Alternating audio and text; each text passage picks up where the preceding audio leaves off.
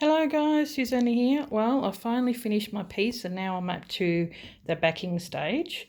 I'll just show you the finished piece. I've just gotten an old sheet and that part there is from the sheet as well. So I swapped out this button because it just kept on going into the hole, so I made that one a little bit bigger. So just go through your stash and get a bigger button. I ended up using that other button for here. I finished this here, which I think turned out very beautiful. I put some more yo-yos because I had vintage yo-yos and bits and pieces that I had. I've got this, I had this bit of lace laying around. I was umming and ahhing whether I was going to use it or not. So I just did a running stitch, and when I got to here, I gathered it up, did a bit of a slip down, and then did the same, like folded it over, running, all that kind of stuff. I haven't got leaves on this, but I wanted to make it these two sort of like cohesive together. I had another yo-yo which I put on there that had a ribbon underneath that. I finished, I've got that all set up to show you what to do next. I just used some of the wool from here.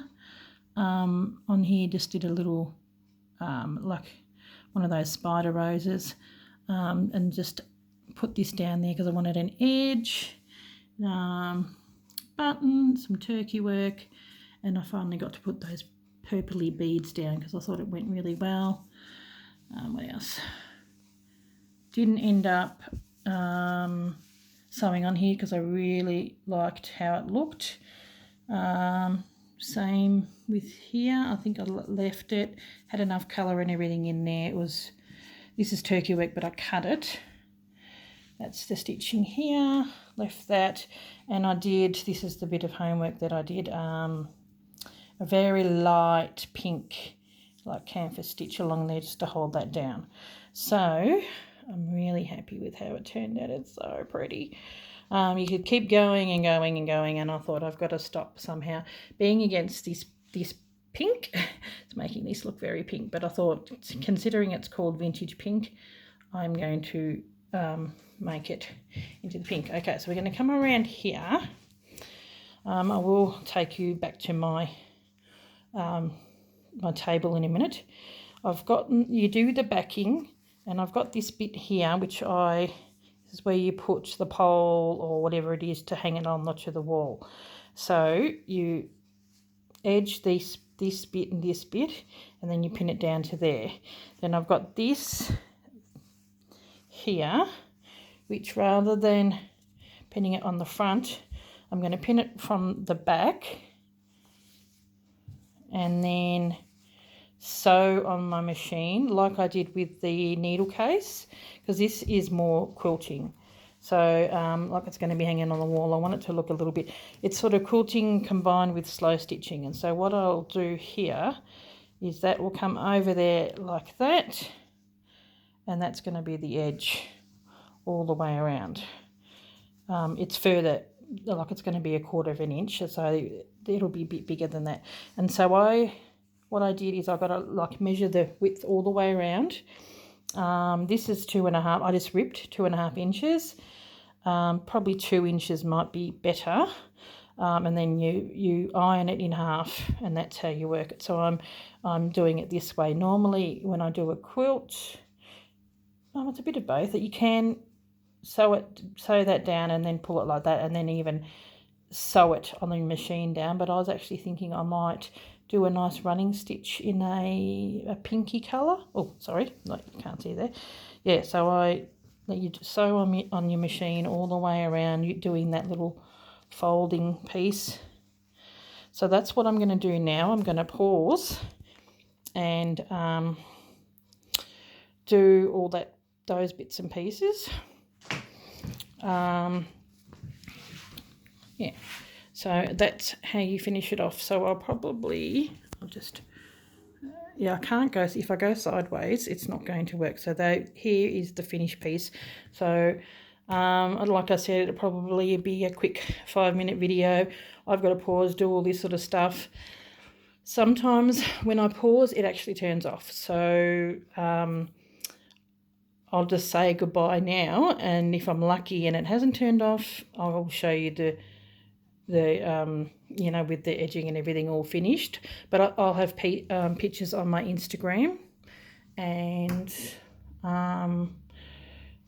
yeah, so you'll be able to see, which is Susanna E 1969. If you want to look at my Instagram, I'll have finished pictures, and I'm hoping to get a nice big finished picture of this in the thumbnail, so you'll probably see it there.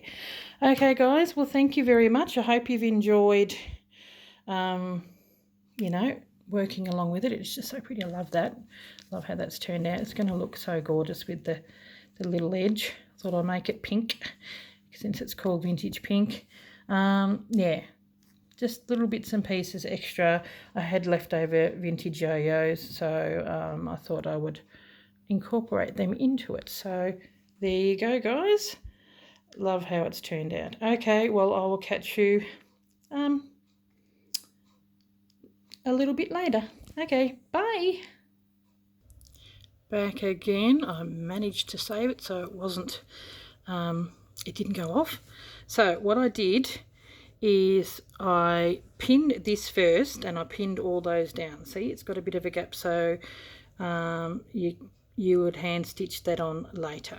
Okay, so I stitched that down, so that's on here. Now that gave me a bit of a guide. That's why you need a bigger piece of background fabric. So I pinned it.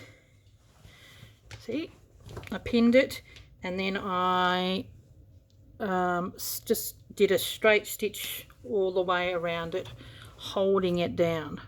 So I pinned it down, cut it to size, and then just did a little straight stitch, because what we're going to be doing now is, continuing on. So I've just stitched that bit on there like this. Ugh, it's quite a long piece. It's more than what we need. So like with my other one, I will go like this. Get my pin cushion over here.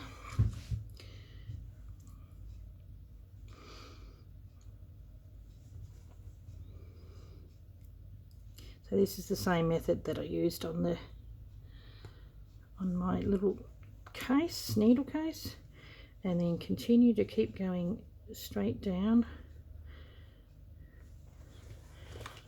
pinning it all the way around. Like, I'll just sew that other piece on, and then see, that will be dragged around, and that will be like that. Same with the corner, because that's got that little corner thing happening. Where are we? And then it'll be folded over like that, see? Over on the top.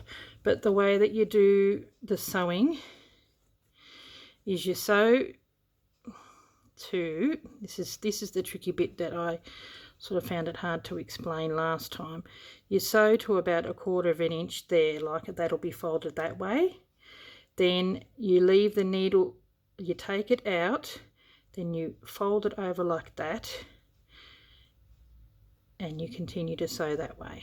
So yeah, that's just the quilter's way of doing it. I mean, it hasn't got any wadding, it's going to be loose in the back, which it is because I've done already all the stitching, so it's very different to the way I normally do quilts.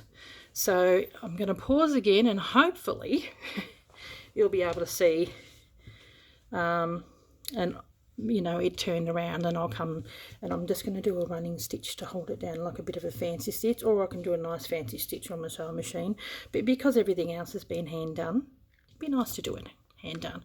So I'll pause, and hopefully you'll get to see the end. If not, you'll see it in the thumbnail. Okay, I happen to make it. So this is what it's like pinned down. There's the room. I've got to stitch that down by hand to there, pin down, and there are the corners. So I'm going to either go on the machine, but I might do it by hand and go around it. How cute does that look? So our little quilt, and it's very slow stitched the way that it's been done, so with no wadding and all that kind of stuff. which is not something I'm used to, but it's nice and light. And it's only going to be a wall hanging, so it's not going to be put on a bed or anything like that.